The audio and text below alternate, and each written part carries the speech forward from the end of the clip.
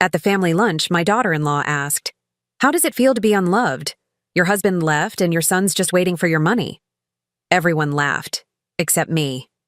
I said, "Let's see how you all survive without the unloved one paying a dime." That's when they realized what they had done. But I'm getting ahead of myself. Let me tell you how I got to that moment, sitting at my own dining table, surrounded by people who were supposed to love me, feeling more alone than I had since Robert's funeral 3 years ago. It was a Sunday in October, one of those crisp autumn days when the light filters through the windows just right. I'd spent the morning preparing Michael's favorite meal, pot roast with honey-glazed carrots, the same recipe I'd been making since he was 7 years old. The dining room table was set with my grandmother's china, the good silverware polished until it gleamed, fresh flowers from my garden arranged in the crystal vase Robert gave me for our 20th anniversary. I should have known something was different when Michael arrived without his usual kiss on my cheek. Instead, he barely acknowledged me. Before we continue, comment where you're watching from and subscribe to the channel. We'd love to see how far our stories are reaching. Heading straight for the living room where he immediately turned on the football game. Jessica followed behind him, her designer heels clicking against my hardwood floors with irritating precision. She was wearing a new coat, cashmere, probably cost more than my monthly grocery budget, and that particular smile she reserved for occasions when she wanted something. The children, Emma and little David, rushed past me toward the backyard without their usual enthusiastic hugs. "Grandma Eleanor, can we play on the swing set?" Emma called over her shoulder, but she was already outside before I could answer. At 8 and 10, they were at that age where everything moved fast, where grandmothers became background fixtures unless actively providing entertainment or treats. I stood in my kitchen doorway for a moment, watching my family settle into my home as if it were a restaurant they'd reluctantly chosen. Michael had his feet up on my coffee table, something that would have earned him a sharp look from his father. Jessica was scrolling through her phone, occasionally letting out small sighs of annoyance. The children's laughter drifted in from outside, the only genuine sound of joy in the house. "Mom, when's lunch ready?" Michael called without looking away from the television. "Jessica's got a spa appointment at 3, a spa appointment, on Sunday." The day I'd been preparing this meal since Friday, shopping for special ingredients, making sure everything would be perfect for our weekly family time. I glanced at the clock. It was barely noon. I'd planned for us to eat around 1, maybe linger over dessert, catch up on everyone's week.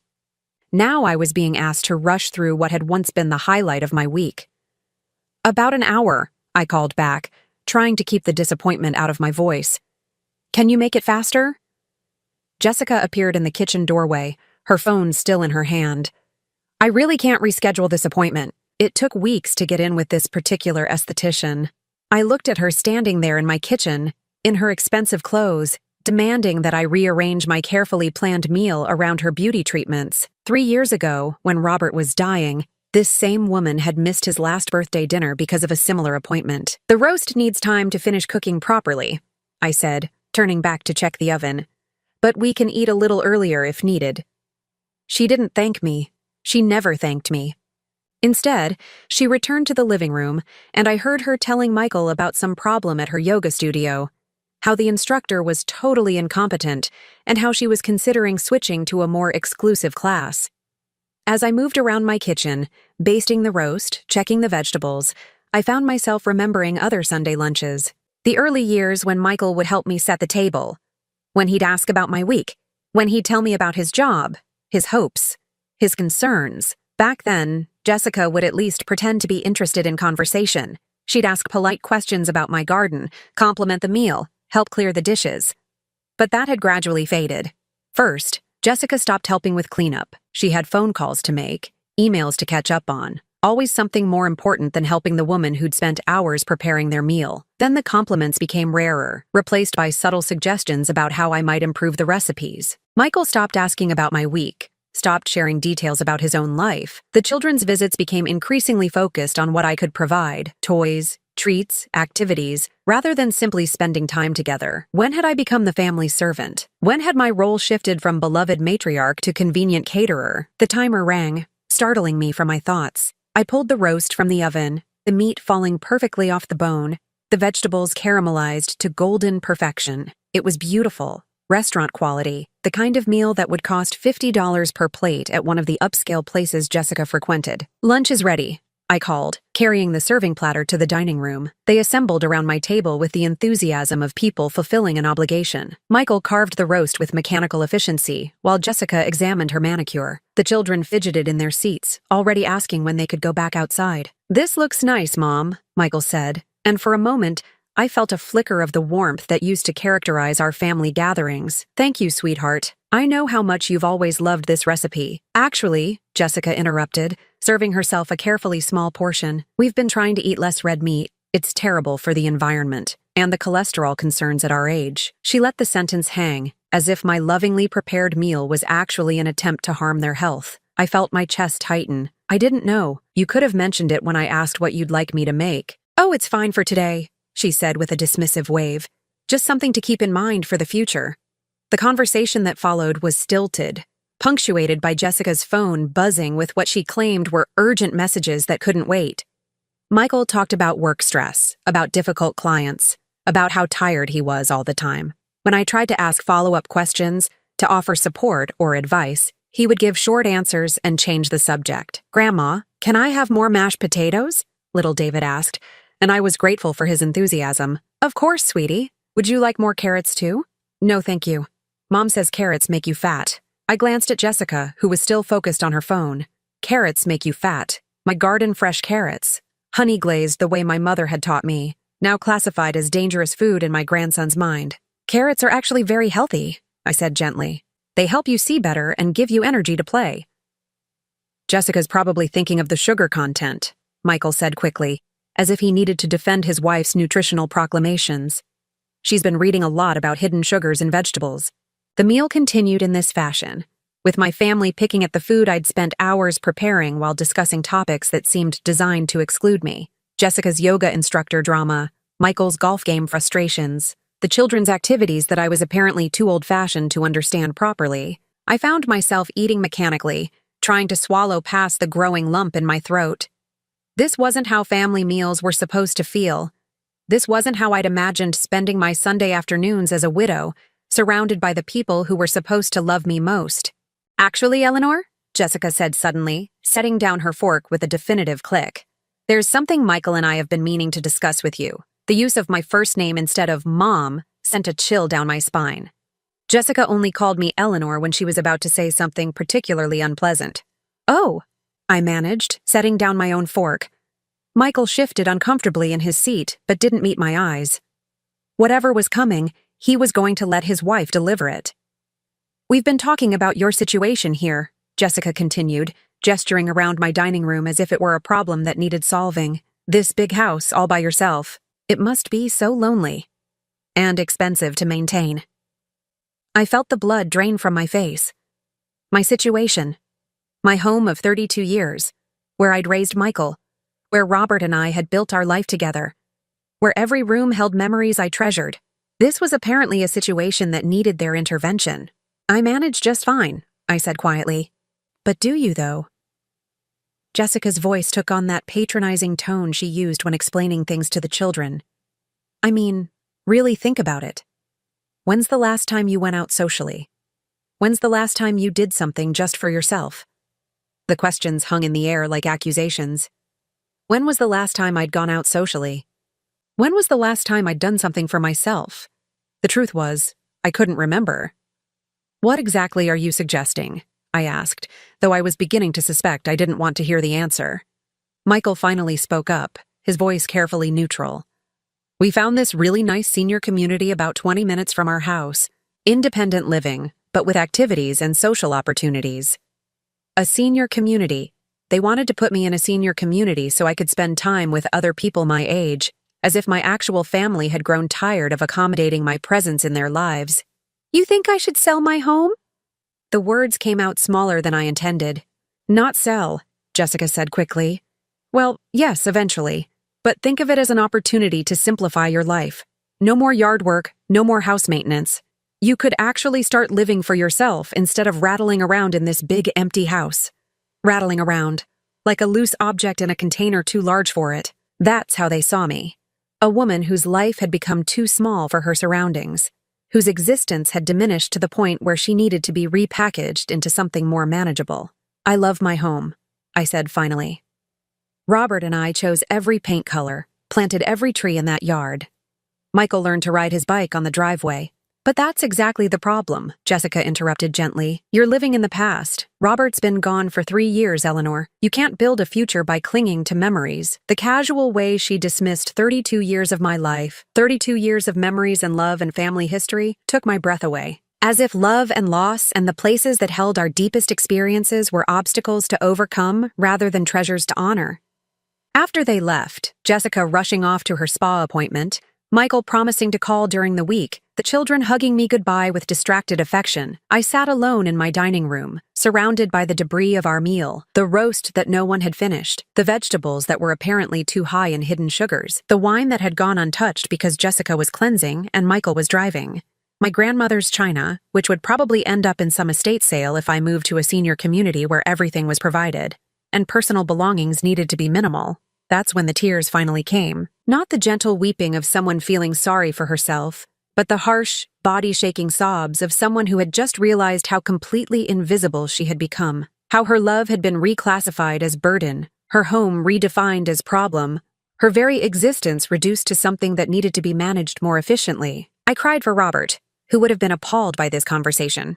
I cried for the young mother I'd been, who had believed that raising a loving son meant ensuring a loving future. I cried for the woman I'd become, apparently someone whose feelings and wishes mattered less than the convenience of others. But most of all, I cried because I realized that Jessica was right about one thing. I had been living in the past. I had been clinging to memories, allowing my life to shrink down to these weekly encounters where I performed the role of family provider while slowly disappearing as a person worth consulting about my own future. The question was, what was I going to do about it? As I sat there surrounded by the remnants of what might have been my last traditional Sunday lunch, I felt something shifting inside me, something that felt less like grief and more like anger. Something that whispered I didn't have to accept this diminished version of myself just because other people found it more convenient. Something that suggested maybe it was time to stop living for everyone else and start living for Eleanor. The next morning, I woke with swollen eyes and a clarity I hadn't felt in years. Something about crying yourself empty creates space for truth to settle in. And the truth was this. I had been sleepwalking through my own life for 3 years. I made my coffee in the quiet kitchen where yesterday's dishes still sat in the sink. Something that would have horrified the old Eleanor, the one who never left a mess for tomorrow. But this morning, those dishes felt like evidence of something important. Proof that I had finally stopped cleaning up after people who couldn't be bothered to help or even say thank you. I carried my mug to Robert's old desk in the study, the one Jessica had suggested I donate last Christmas because it was taking up so much space. Space for what? She'd never explained. I pulled out the metal file box where I kept household records and began spreading documents across the mahogany surface Robert had polished lovingly for 20 years. Bank statements, credit card bills, receipts, insurance papers, the mundane paperwork of daily life that I'd been managing automatically, never really examining the patterns that were emerging. Now, looking at 3 years of financial records laid out chronologically, I could see the story they told, and it wasn't the story I thought I'd been living. The first revelation was groceries. Every Sunday lunch cost me an average of $65. Not because I bought expensive ingredients, but because I always made enough for leftovers that I'd send home with Michael and Jessica. For the children's lunches, I'd say. So you don't have to cook tomorrow night. $65 times 52 Sundays times 3 years. Over $10,000 spent feeding people who criticized my cooking and rushed through the meals. Then there were the emergency expenses. March 2022, $800 for Emma's dental work because Jessica's insurance had a high deductible. June 2022, $200 for Michael's car repair because they'd already spent their savings on a vacation to Mexico. September 2022, $650 for new school clothes for both children because everything from last year is too small, and you know how expensive children's clothes are these days. I remembered each of these conversations. Jessica calling with barely contained stress in her voice, explaining how unexpected expenses were threatening their budget. Michael adding that they hated to ask, but they were really in a bind. Me writing checks immediately, grateful to be needed, grateful to be able to help. What I saw now, spread across Robert's desk in black and white, was a pattern I'd been too close to recognize. Every few months there was another crisis, always urgent, always threatening their financial stability, always requiring immediate help, and always followed by purchases that seemed to contradict their claims of financial hardship. The Mexico vacation happened 3 weeks after I'd covered Michael's car repair. Emma's new bicycle appeared in their garage 2 days after I'd paid her dental bill. Jessica's designer handbag collection seemed to grow exponentially during the same period she was calling me about tight budgets and unexpected expenses. I leaned back in Robert's chair and tried to remember when these requests had started. Before his death, Michael and Jessica had never asked us for money. They'd seemed financially stable, even prosperous. Jessica worked part-time at an upscale boutique, and Michael had a good job with a marketing firm. They'd bought their house without our help, had taken vacations without mentioning financial stress. The first request had come about 6 months after Robert's funeral. Jessica had called, crying, explaining that Michael was struggling at work, that his grief was affecting his performance, that they were behind on their mortgage payment. Could I help, just this once, just until he got back on his feet? I'd written the check immediately. Grief was unpredictable, and if my son was struggling, of course I would help. But looking at the timeline now, I realized that just this once had become a monthly expectation. And Michael's job performance had apparently improved enough for him to earn bonuses that funded golf club memberships and weekend getaways. The more I studied the records, the clearer the picture became. I wasn't helping them through temporary financial difficulties. I was subsidizing a lifestyle they couldn't afford on their own income, and somehow, in the process, I'd become the problem that needed solving. My phone rang, interrupting my financial archaeology. Michael's name appeared on the screen. "Hi, Mom. Just wanted to check on you after yesterday. You seemed a little upset when we left." A little upset.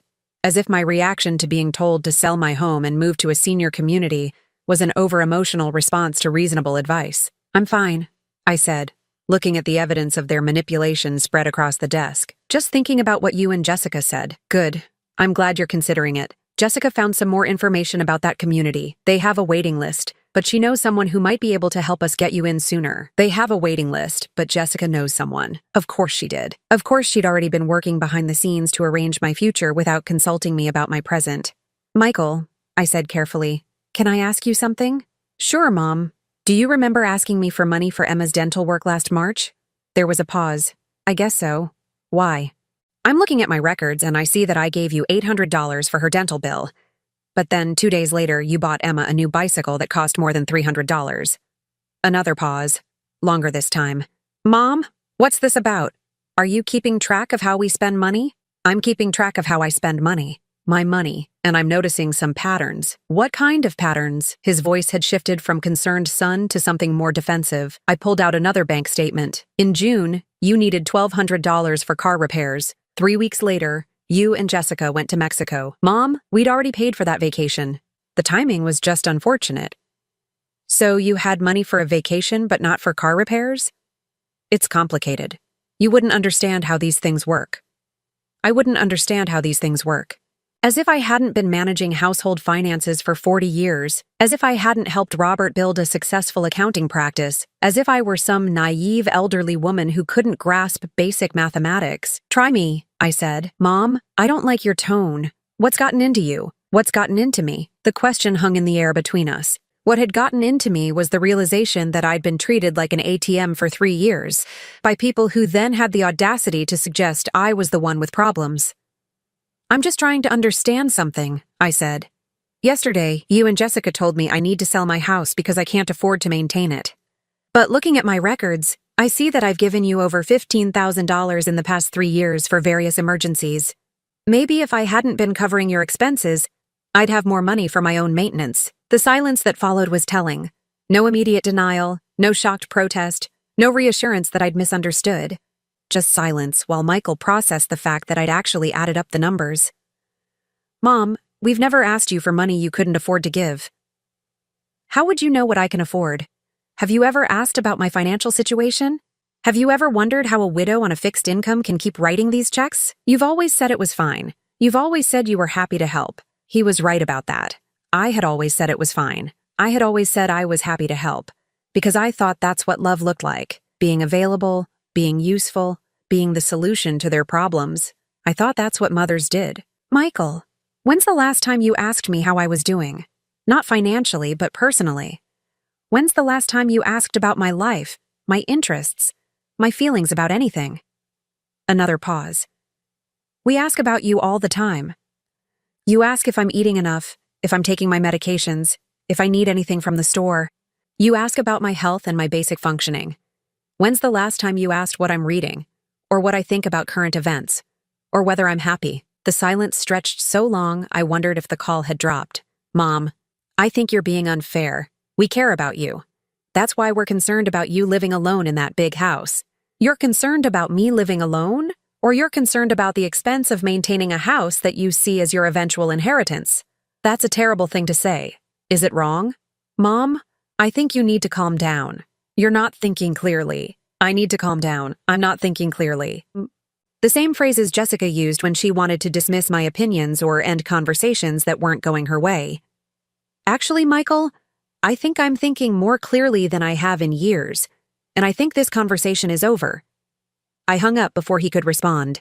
My hands were shaking as I set the phone down, but it wasn't from anger this time. It was from something that felt like relief mixed with terror. Relief that I'd finally said what needed to be said. Terror that I'd just irreparably damaged my relationship with my only child. But as I looked at the financial records still spread across Robert's desk, I realized something important.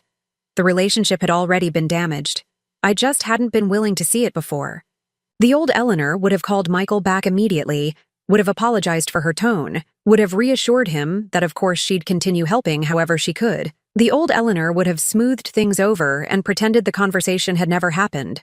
Instead, I gathered up the bank statements and receipts and put them back in the file box. Evidence preserved. Truth documented. Reality finally acknowledged. I had work to do. And for the first time in 3 years, the work wasn't about making other people's lives easier. It was about figuring out how to make my own life worth living. The first step was simple. No more automatic yes to every request. No more checks written without questions asked. No more believing that love meant being endlessly available for other people's convenience. I was 58 years old. Robert had been gone for 3 years. And somehow, in trying to maintain my connection to my family, I'd lost my connection to myself. It was time to find her again. 2 weeks passed before Michael called again. 2 weeks of blessed silence that I filled with activities I'd forgotten I enjoyed. I read 3 novels without interruption. I took long walks through the neighborhood, noticing gardens and architectural details that had become invisible during my years of rushing between errands for other people. I even drove downtown to the art museum, something I hadn't done since Robert's death. The museum visit surprised me. I'd expected to feel lonely wandering through the galleries alone, but instead I felt liberated. No one was checking their watch or sighing with impatience. No one was suggesting we move along to the next exhibit before I was ready. I could stand in front of a painting for 20 minutes if I wanted to, could read every word on the information plaques, could double back to see something again. In the contemporary wing, I found myself drawn to a painting of a woman sitting alone at a kitchen table, morning light streaming through windows, a cup of coffee and an open book in front of her. The woman's face showed a serenity I envied.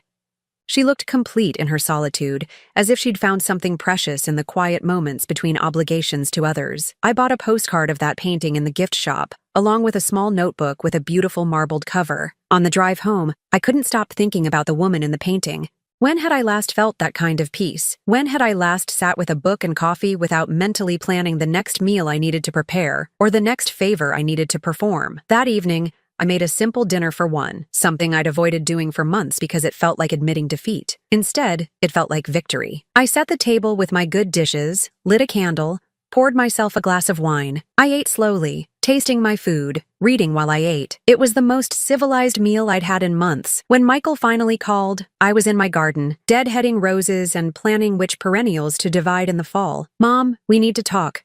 His voice was strained, more formal than usual. "Hello, Michael. How are you?" "I'm fine. Look, Jessica's really upset about our last conversation. She feels like you're angry with her for no reason." I set down my pruning shears and sat on the garden bench Robert had built for my 50th birthday. "I'm not angry with Jessica for no reason." "What reason then?" "She's been nothing but supportive since Dad died. She's the one who suggested we start having regular family dinners. She's the one who's been worried about you living alone." Supportive. The word sat strangely in the air between us.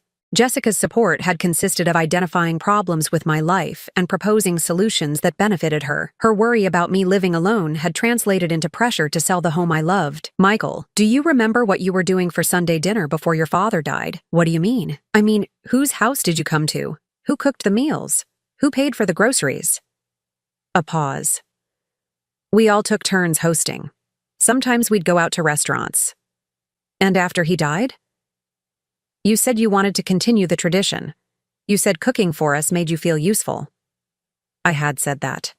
In the early days of grief, when the house felt cavernously empty, and I was desperate to maintain any connection that felt normal. But somehow, taking turns had become Eleanor always cooks, and continuing the tradition had become Eleanor serves while everyone else complains. When's the last time you and Jessica invited me to your house for Sunday dinner? Another pause. Longer this time. Our dining room is smaller, and you're such a good cook. We thought you enjoyed it. I did enjoy it. Past tense. But I haven't enjoyed it for a long time and nobody seemed to notice. Mom, if you didn't want to cook, you should have said something. I should have said something. As if the burden of communication rested entirely on me. As if it was my responsibility to point out that I was being taken advantage of. Michael, I'm going to ask you a direct question, and I want a direct answer. In the past 3 years, how much money have you and Jessica asked me for? I don't keep track of things like that. I do. It's over $15,000 for emergencies that turned out to not be emergencies, for urgent needs that were followed immediately by luxury purchases. Mom, you offered to help. We never demanded anything. You're right. I offered.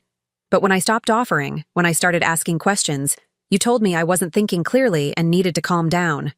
I could hear Jessica's voice in the background, too distant to understand the words, but close enough to catch the urgent tone. Michael was getting coaching. Jessica wants to know if she can talk to you. No. The word surprised me with its firmness. I hadn't planned to refuse, but something in me rebelled against the idea of another conversation where Jessica would explain my own feelings to me. Mom, she just wants to clear the air. The air is clear. I've finally started seeing things clearly. And what I see is that I've been treated like a convenience store for 3 years. When you need something, you stop by. When you don't, you ignore me. That's not fair. What's not fair is that you're 33 years old, and you think your mother exists to solve your financial problems and provide free meals while you criticize everything about her life. I heard Jessica's voice again, more insistent this time. Michael, I'm going to say something, and I want you to really listen. I'm not going to the senior community. I'm not selling my house. And I'm not going to continue being your emergency bank account. Mom, you're being unreasonable. I'm being reasonable for the first time in 3 years. I'm also going to start living my own life instead of organizing my time around your convenience. What does that mean? It means I've signed up for a painting class on Tuesday evenings. It means I'm joining a book club that meets on Thursday afternoons. It means I'm not going to be available every time you need a babysitter or a loan or someone to listen to Jessica complain about her yoga instructor. The silence that followed was loaded with shock. Apparently, the idea of me having independent activities, of not being infinitely available, was genuinely surprising. Mom, we're just worried about you. You're isolating yourself. I'm not isolating myself. I'm choosing how to spend my time and energy. There's a difference. I heard Jessica's voice again, and this time Michael didn't even pretend she wasn't directing the conversation. Jessica wants to know if you're angry because we suggested the senior community. I'm angry because you suggested the senior community without asking what I wanted. I'm angry because you've been treating me like a problem to be solved instead of a person to be loved. I'm angry because you seem to think that losing my husband means I've also lost my right to make decisions about my own life. We were trying to help. You were trying to manage me. And I'm done being managed. After I hung up, I sat in the garden for a long time, listening to the sounds that had always been there, but that I'd stopped noticing during my years of constant worry about other people's needs. Birds calling to each other, the fountain Robert had installed bubbling peacefully, the wind chimes we'd bought on our anniversary trip to Oregon. My garden was beautiful. I'd created it over decades, had chosen every plant, had learned the names of the birds that visited, had watched trees grow from saplings to sheltering giants. This was my sanctuary, and I'd almost let them convince me to abandon it for the sake of their convenience. The painting class started the following Tuesday. I arrived early, nervous about being around strangers, about trying something I hadn't done since high school art class. The instructor, a woman about my age named Patricia, welcomed me warmly and set me up with supplies at an easel near the window. What drew you to painting? She asked as I fumbled with the brushes. I think I need to remember who I am, I said, then felt embarrassed by the honesty of the answer. Patricia smiled. That's the best reason I've ever heard. The other students were a mix of ages and skill levels. Some were clearly experienced, working on complex landscapes and still lifes. Others, like me, were beginners struggling with basic color mixing, but no one seemed impatient with the learning process. No one checked their watch or suggested we hurry along to the next technique. I started with simple exercises, color wheels, basic brushstrokes, small studies of fruit and flowers. My first attempts were terrible, but Patricia encouraged me to focus on the process rather than the results. Art isn't about creating masterpieces, she said. It's about learning to see. Learning to see. I realized I'd been sleepwalking through my own life for years, seeing only what others needed from me, never noticing what I might need for myself. The book club was equally revelatory. 8 women, ranging in age from 45 to 70, meeting in the back room of an independent bookstore to discuss novels I never would have chosen on my own. The first book was about a woman who left her marriage at 60 to travel through Italy. Some of the women thought she was selfish for abandoning her responsibilities. Others admired her courage. "What do you think, Eleanor?" asked Margaret, the group leader. I thought about my own life, about the responsibilities I'd been carrying, about the difference between love and obligation. I think she realized that she'd been living someone else's idea of what her life should look like, I said. And she decided to find out what she actually wanted. The conversation that followed was unlike any I'd had in years. These women talked about books, but also about their lives, their choices, their regrets and hopes. They disagreed with each other respectfully. They asked questions because they were genuinely curious about the answers. They listened without immediately offering solutions or judgments. After book club, 3 of us went for coffee. Linda, a divorce teacher in her early 60s, mentioned that she'd started taking dance lessons after her divorce was finalized. "My ex-husband always said dancing was frivolous," she said. "Turns out I love it. I'm terrible at it, but I love it." "What kind of dancing?" I asked. "Ballroom mostly. The instructor says I have good posture and natural rhythm." Who knew? Dancing. I'd loved dancing when Robert and I were young, but we'd stopped when the children were small and somehow never started again. The idea of dancing at 58 felt both thrilling and terrifying. "Is it expensive?" I heard myself asking. "Not really, and the first lesson is free if you want to try it." That night, I looked up the dance studio online. They offered classes for beginners, including several specifically designed for people who were returning to dancing after years away. The photos showed people of all ages moving together, faces bright with concentration and joy. I bookmarked the page but didn't sign up. Not yet. But for the first time in months, I fell asleep thinking about possibility instead of problems. The next morning, Jessica called. "Eleanor, I think we got off on the wrong foot. I'd like to take you to lunch this week. Just the 2 of us. So we can really talk. Just the 2 of us." So Jessica could work on me without Michael's interference, could use her considerable charm to bring me back into line. "I'm busy this week," I said. "What about next week?" "I'm busy then too. Eleanor, you can't stay angry forever." "I'm not angry anymore, Jessica. I'm just not available." And for the first time in 3 years, that felt like the absolute truth. 3 months had passed since I'd told Jessica I wasn't available. 3 months of painting classes where my trembling brushstrokes gradually steadied into confident color choices. 3 months of book club discussions that reminded me I had opinions worth sharing. 3 months of small discoveries about who Eleanor was when she wasn't constantly anticipating other people's needs. And 3 months of radio silence from Michael and Jessica, except for brief, stilted phone calls, where Michael would ask if I was feeling better and if I was ready to be reasonable, as if my newfound independence was a temporary illness that would eventually run its course. I was arranging flowers from my garden when Linda called from book club. "Eleanor, are you busy Thursday evening? There's someone I'd like you to meet." My stomach dropped. Despite enjoying Linda's friendship, I wasn't ready for the well-meaning matchmaking that seemed to be an occupational hazard of being a single woman over 50. "Linda, I'm not really looking to date anyone." "It's not a date," she laughed. "It's dancing. Remember I mentioned the ballroom classes? My instructor has been asking about you since I told him about our book discussions. Apparently, he's looking for more mature students who appreciate the artistry of dance, not just young people who want to grind to pop music." Dancing.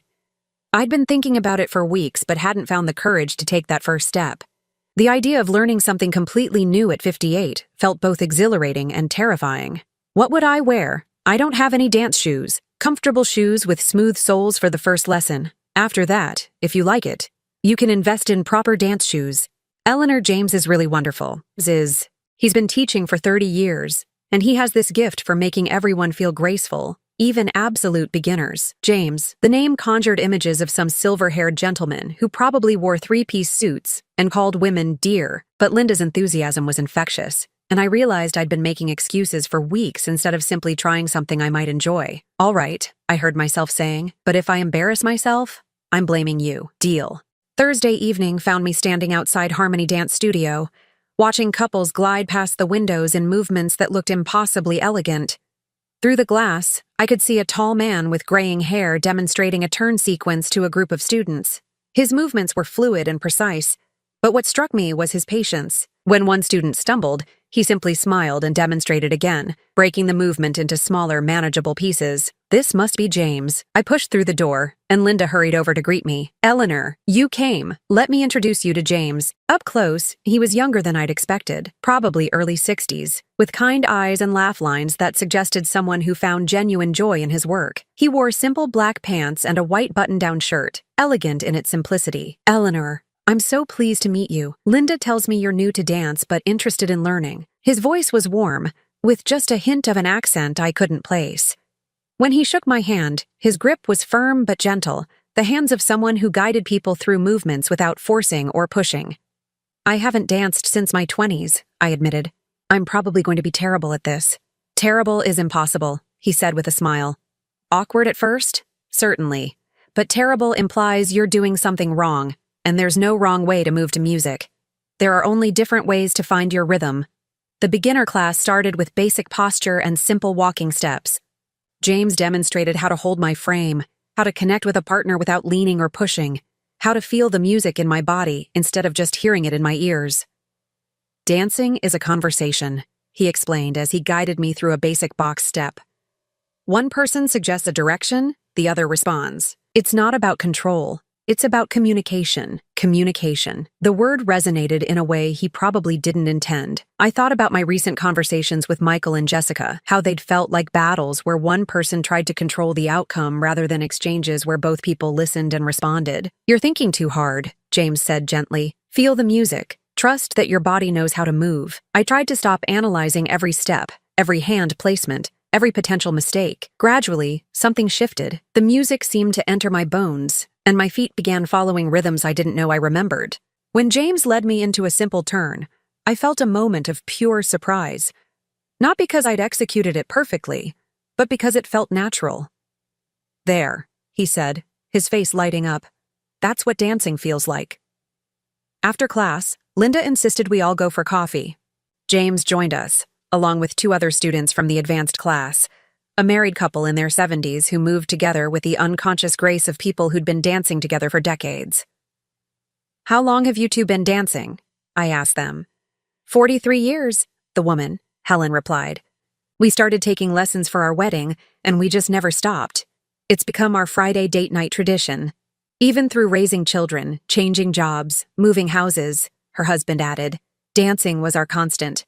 Our time together when we weren't parents or employees or homeowners, just partners moving to music. I watched them share a look of such easy intimacy that I felt a pang of loneliness mixed with something else. Hope, maybe. The possibility that partnership didn't have to mean losing yourself, that love could be about enhancing each other rather than diminishing. What about you, James? Linda asked. How did you get into teaching? I was a financial planner for 25 years, he said, which surprised me.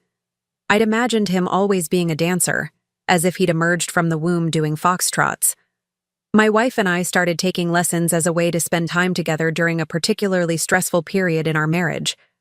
After she passed away 5 years ago, I realized that dancing was one of the few things that still brought me pure joy. So I got certified to teach, a widower, someone who understood the peculiar grief of losing a life partner, the challenge of rebuilding an identity that had been coupled for decades. I'm sorry for your loss, I said. Thank you. Margaret would have loved seeing new dancers discover what we found together. She always said that dancing taught her how to trust, how to follow sometimes, how to lead sometimes, and how to know the difference. Trust, follow, lead, know the difference. I thought about how I'd spent the last 3 years following Michael and Jessica's lead without question, trusting their assessment of my life, my needs, my capabilities. I thought about how I'd gradually learned to lead my own life again, to trust my own judgment about what brought me happiness. On the drive home, I found myself humming the music from class, my body still remembering the feeling of moving in harmony with another person. It had been years since I'd experienced that kind of physical joy, that sense of my body as something other than a vehicle for accomplishing tasks.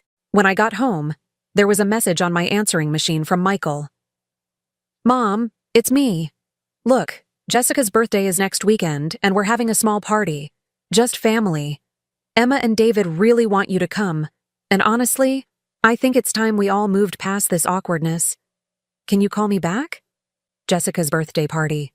A command performance disguised as an invitation, with the children's feelings used as leverage to ensure my compliance. The old Eleanor would have called back immediately, would have offered to bring a dish, would have spent the week worrying about what gift to buy, and whether Jessica would be satisfied with my effort. Instead, I erased the message and ran a hot bath. I soaked in lavender-scented water and thought about the conversation I'd had with James about leading and following, about trust and communication. I thought about Helen and her husband. 43 years of Friday night dances. 43 years of choosing each other again and again. I didn't call Michael back that night, or the next day, or the day after that. Instead, I went to my Thursday book club, where we discussed a novel about a woman who learned to sail at 65. I went to my Tuesday painting class, where I was working on a landscape of my garden that was actually beginning to look like a garden. I went grocery shopping for ingredients I wanted to cook, not meals I was obligated to provide. On Saturday, while Jessica's birthday party was presumably happening, I attended an intermediate dance class. James had invited me to try it, suggesting I was ready for more complex rhythms and turns. "You have natural musicality," he'd said after Thursday's lesson, "and you're learning to trust your instincts instead of overthinking every movement." The intermediate class was more challenging, with longer sequences and more intricate patterns, but it was also more satisfying.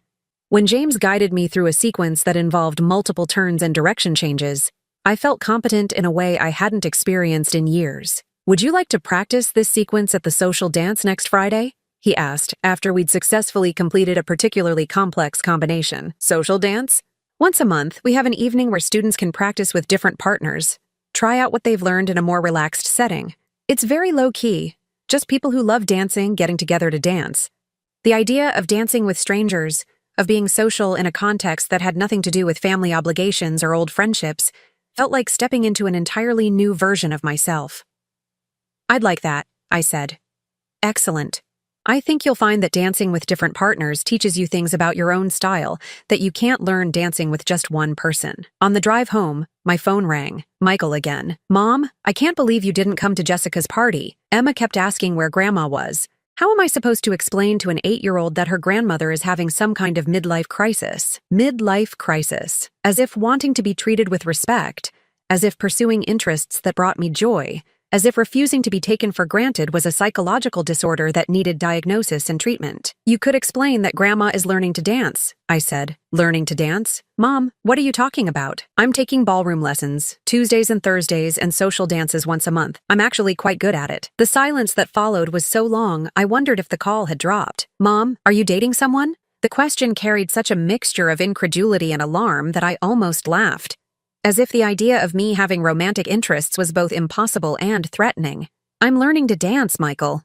That's not the same as dating. But there are men in these classes. There are people in these classes. Men and women who enjoy moving to music. Novel concept, I know. Mom, I think you need to be careful. There are men who target widows, who look for lonely women with money. Lonely women with money. Is that how he saw me? Not as his mother, not as a woman with interests and desires and the right to pursue happiness, but as a potential victim whose judgment couldn't be trusted. I'm not lonely anymore, Michael, and I'm not as vulnerable as you seem to think I am. What's that supposed to mean? It means I've learned some things about myself in the past few months. I've learned that I'm perfectly capable of making decisions about my own life. I've learned that I enjoy having interests that have nothing to do with other people's needs. And I've learned that being alone is not the same as being lonely." After I hung up, I sat in my car for a moment, processing what I just said. Being alone is not the same as being lonely. For 3 years, I'd been surrounded by family while feeling profoundly isolated. Now I was choosing solitude but feeling more connected to myself and to new possibilities than I had in years. Tomorrow was Sunday. In the old routine, I would have spent today shopping for groceries, cleaning the house, preparing for another obligation disguised as family time. Instead, I was going to practice dance steps in my living room and plan what I wanted to paint next week. For the first time since Robert's death, I was looking forward to tomorrow. The monthly social dance was everything James had promised. The community center's multi-purpose room glowed with soft lighting, couples moving across the floor with varying degrees of skill, but universal expressions of joy. "Would you like to start with a waltz?" James asked, offering his arm with gentle formality. As we began moving to the three-quarter time, I realized my nervousness was unfounded. This was simply dancing, the pleasure of movement and music shared between friends. "You've improved so much," he said as we navigated a natural turn. "You're trusting the music instead of counting beats." He was right. Dancing had stopped being memorized steps and had become a conversation between my body and rhythm. I felt graceful in a way I hadn't experienced since my 20s. "I think I'm learning to trust myself again," I said, surprised by my honesty. That's the most important lesson dance teaches. When you trust yourself, you can trust your partner. I danced with several partners that evening, but found myself gravitating back to James between sets. He asked thoughtful questions about my painting and book club, shared stories about his former career, told me about the community garden where he volunteered. "I never expected to find so much purpose in retirement," he said as we shared water during a break. "When Margaret died, I thought my meaningful life was over. But it turns out there were parts of myself I'd never developed while focused on being a husband and provider." I understood exactly. For 35 years, I'd been defined by relationships to others: wife, mother, grandmother. The idea that I might have undiscovered aspects of my personality had never occurred to me until these past months. "What does your family think about your new interests?" he asked. "They think I'm having some kind of breakdown. My son believes wanting independence at 58 is mental instability." James nodded knowingly. "My daughter went through a similar phase when I started teaching. She kept asking when I'd get serious about retirement. I think adult children sometimes have more trouble adjusting to their parents' changes than the parents do." "How did you handle it?" "I kept living my life and let her adjust at her own pace. Eventually, she realized a happy father was better than a controlled father." The evening ended with a slow foxtrot, and I felt more peaceful than I had in months. This wasn't romance exactly, but it was connection. Genuine partnership I'd forgotten was possible. When I arrived home, I was surprised to see lights on in my kitchen. I turned everything off before leaving. As I approached the front door, I could see a familiar silhouette moving inside. Michael. He'd used his emergency key to let himself in, something he hadn't done since the early days after Robert's death. I found him at my kitchen table, surrounded by papers and file boxes from my financial review months ago. Documents that had revealed the pattern of their requests and my automatic compliance. "We need to talk," he said without looking up. "You need to leave. You don't have permission to be in my house. I'm your son. I don't need permission to be concerned about your welfare. You absolutely need permission to enter my house when I'm not here, and to go through my private papers. These financial records, Mom. I'm concerned about your decisions." I began gathering the scattered documents. "What decisions would those be? You've been spending money on frivolous things, dance lessons, art supplies, and you've stopped helping us when we need it. Frivolous things, my newfound interests, the activities that had brought me more joy in 4 months than I'd experienced in 3 years, were frivolous. Michael, I am 58 years old. I am financially stable and mentally competent. I am entitled to spend my money on whatever brings me happiness. What about family obligations? Helping people you love? What about them helping me? Considering my happiness? Treating me with respect instead of like an ATM?" Michael stood up, face flushed with anger. "Is this about that dance instructor? Jessica said you were probably being manipulated by some man after your money." Of course Jessica had planted that seed. James has never asked me for anything except to dance, unlike some people I know. "James? You're on a first-name basis with him." "I'm on a first-name basis with all my friends, Michael. That's what friendship looks like." "Mom, you're a 60-year-old widow. You can't just start making new friends like you're in college. I'm 58, and I can make friends at any age I choose. Why is that threatening to you?" He struggled to find an answer that didn't reveal the truth, that my independence threatened their access to my resources. "I found something else while looking through your papers," he said, pulling out a manila envelope I didn't recognize. It was in Dad's desk drawer. My blood ran cold. I'd gone through Robert's desk carefully after his death. Where exactly did you find that? Taped to the back of the bottom drawer. I was looking for important papers. He opened the envelope and pulled out several sheets in Robert's handwriting. Letters, dated from the months before his death. These are addressed to you, Mom. I think Dad meant for you to find them. I took the papers with trembling hands. Robert's familiar handwriting swam before my eyes. My dearest Eleanor, the first letter began. If you're reading this, I'm gone. And I hope these words find you when you need them most. I sank into a chair. Why would Robert have hidden letters from me? I know our son, the letter continued. I love him, but I know his weaknesses. Jessica's influence has not always been positive, and I worry about how they might treat you after I'm gone. You have always been too generous, too quick to sacrifice your own needs. I want you to remember who you are. My hands shook. Robert had seen what I'd been blind to. He'd recognized the dynamic that would emerge after his death.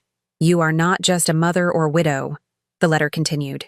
You are Eleanor, intelligent, creative, capable of bringing joy to yourself and others.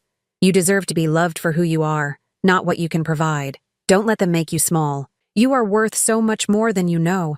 Tears streamed down my face. Robert had known. He'd tried to warn me, to prepare me. I looked up at Michael. Why didn't you give these to me 3 years ago? I found them tonight. They were hidden. You've been in that desk before. When did you really find these? The silence told me everything. He'd found them earlier and chosen not to give them to me. You knew, I whispered. You found these letters and kept them from me. Mom, I didn't want to upset you. You were grieving, and Dad was sick when he wrote them. He wasn't thinking clearly. He was thinking more clearly than any of us. He saw exactly what would happen, and he tried to protect me from it. I stood up, clutching the letters. I want you to leave. Now. Mom, let's talk about this rationally. There's nothing rational about a son who hides his dying father's letters from his grieving mother. Get out. The words came from somewhere deep inside me, from where Robert's love and my rediscovered strength converged. Get out of my house, and don't come back unless you're invited. Michael gathered his jacket and headed for the door, turning back before leaving. When you're ready to be reasonable, when you're ready to put family first again, call me. After he left, I read Robert's letters by lamplight. In the last one, he'd written something that made me cry and laugh. I hope you'll dance again, Eleanor. I hope you'll remember how beautiful you are when you move to music. I hope you'll find someone who sees what I've always seen, that you are extraordinary. Robert had wanted me to dance. He'd wanted me to find joy, to discover my strength, to refuse to be diminished. His letters weren't just a message from the past. They were permission to continue becoming the woman I was meant to be. Tomorrow, I would call James and ask if he'd like to have dinner before next week's dance class.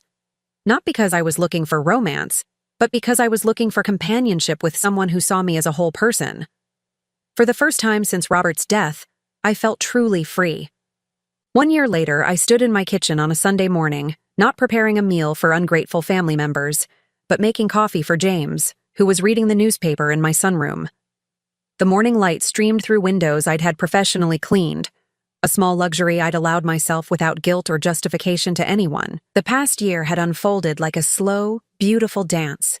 James and I had progressed from companionship to something deeper, built on mutual respect and genuine affection rather than need or convenience. He still maintained his own apartment across town, and I treasured both our time together and my solitude. We'd learned to lead and follow in equal measure, just as he'd taught me on the dance floor. Eleanor, he called from the sunroom, there's something in the paper you might want to see. I carried my coffee to where he sat, surrounded by the Sunday edition spread across the glass-topped table Robert had built years ago. James pointed to a small announcement in the social section. Michael Harrison and Jessica Harrison announced their separation and pending divorce. They ask for privacy during this difficult time. I stared at the words, feeling a complex mixture of emotions. Sadness for the children, certainly, but also a strange sense of inevitability. Without my financial support to smooth over their fundamental incompatibilities, without a scapegoat to blame for their problems, they'd finally been forced to confront the reality of their relationship. How do you feel about this? James asked gently. Concerned for Emma and David, I said honestly, but not surprised. They built their life on other people's resources and then resented those people for not providing more. The phone rang before James could respond. I almost didn't answer. Sunday mornings were precious to me now, but something made me pick up. Mom? Michael's voice was thick with exhaustion. I know I said to call when you were ready to be reasonable, but I think maybe I'm the one who needs to be reasonable now. I settled into the chair across from James, who squeezed my free hand supportively. What's happening, Michael? Jessica and I are getting divorced. It's been coming for a while, but the financial pressure. We couldn't keep up the lifestyle we'd gotten used to. The house is going into foreclosure. I'm moving into a small apartment, and the kids will spend weekends with me. I felt a pang of sympathy for my son, but no urge to rescue him. This was a natural consequence of choices he'd made. I'm sorry you're going through this difficulty. Mom, I've been thinking about those letters from Dad, about what he wrote, about what you said that night. I think maybe I haven't been the son you deserved. The admission hung in the air between us. Part of me wanted to immediately forgive, to rush in with comfort and financial aid. But the stronger part of me, the part that had grown over this transformative year, waited. I've missed you, he continued. Emma and David ask about you constantly. Emma wants to know why Grandma doesn't come to Sunday dinners anymore. I didn't know how to explain that there aren't Sunday dinners anymore because you were the one making them happen. And what did you tell her? I told her that Grandma is learning to take care of herself, and that's something we all need to learn how to do. I was quiet for a moment, processing this unexpected wisdom from my son. Michael, I'm not going to offer to fix your financial problems. I know. And I'm not calling to ask you to. I'm calling to ask if maybe we could start over. Maybe I could learn to be your son instead of your customer. The word choice was apt and heartbreaking. What would that look like? Maybe I could take you to dinner sometime. My treat. And ask about your life instead of telling you what's wrong with it. Maybe I could meet this James that Linda mentioned at the grocery store. Linda. Of course she'd run into Michael and mentioned my new life. My book club friend had never been one for discretion. You spoke to Linda? She said you looked happier than she'd seen you in years. She said you and James were planning a trip to Italy in the spring. James and I had indeed been planning a trip to Tuscany, something that would have been impossible when my resources were constantly diverted to family emergencies. The thought of walking through Tuscan vineyards with someone who valued my company as much as I valued his filled me with anticipation. We are planning that trip, I confirmed. I'd like to hear about it, if you're willing to see me. I looked at James, who nodded encouragingly. He'd listened to enough of my family history to understand the significance of this conversation. Michael, if we're going to rebuild our relationship, it has to be on different terms. I'm not available to be your emergency bank. I'm not available to be criticized for my choices. And I'm not available to pretend that the past 3 years didn't happen. I understand. I also need you to understand that James is important to me. This isn't a phase or a rebellion. This is my life, and he's part of it. I'd like to meet him, if he's willing. James nodded again, his expression warm but cautious. He'd learned to protect what we'd built together.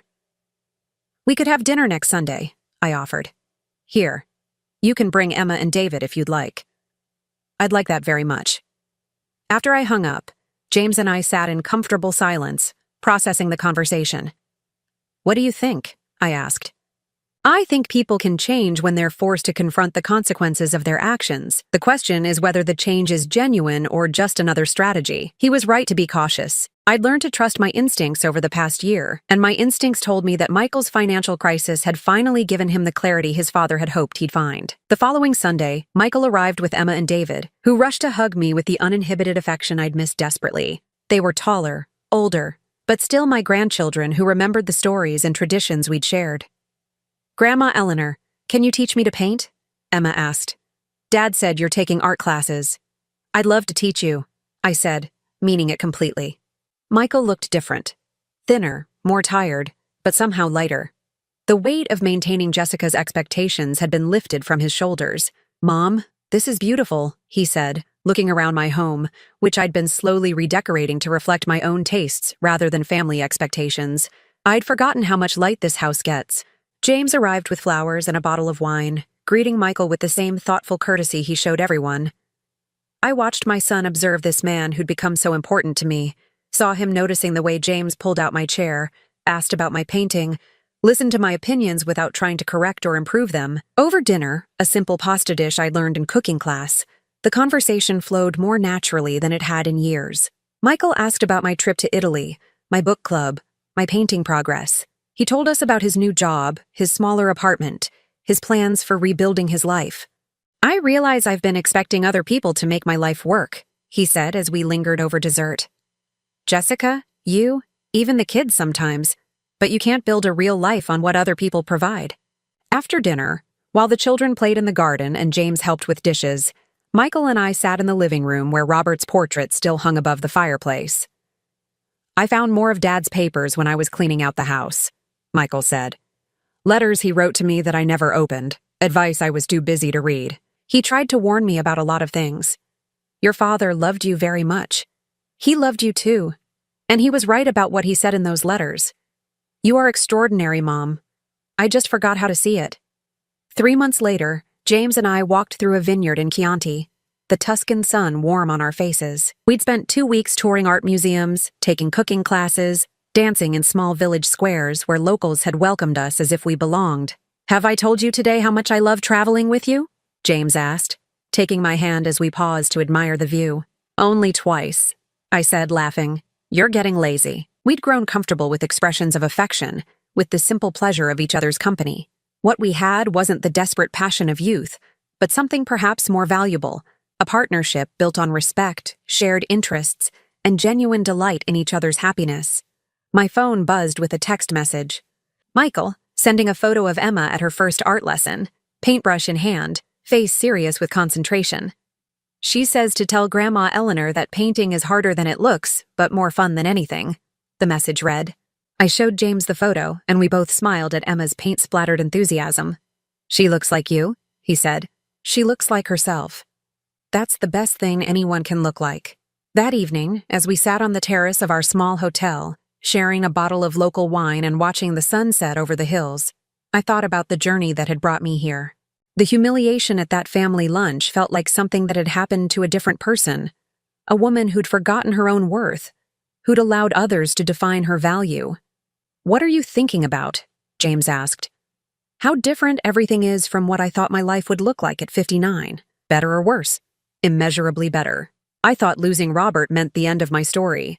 It turned out to be the beginning of a new chapter. The next morning, I woke before James and stepped onto the small balcony of our room. Below, the village was coming to life, shopkeepers opening their doors, children walking to school, neighbors greeting each other with the comfortable familiarity of people who'd chosen to build community together. I thought about Eleanor from 2 years ago, crying over the dishes from a family meal where she'd been treated as invisible. I thought about the woman in the painting at the museum, serene in her solitude. I thought about Robert's letters, his hope that I would dance again, that I would remember my own worth.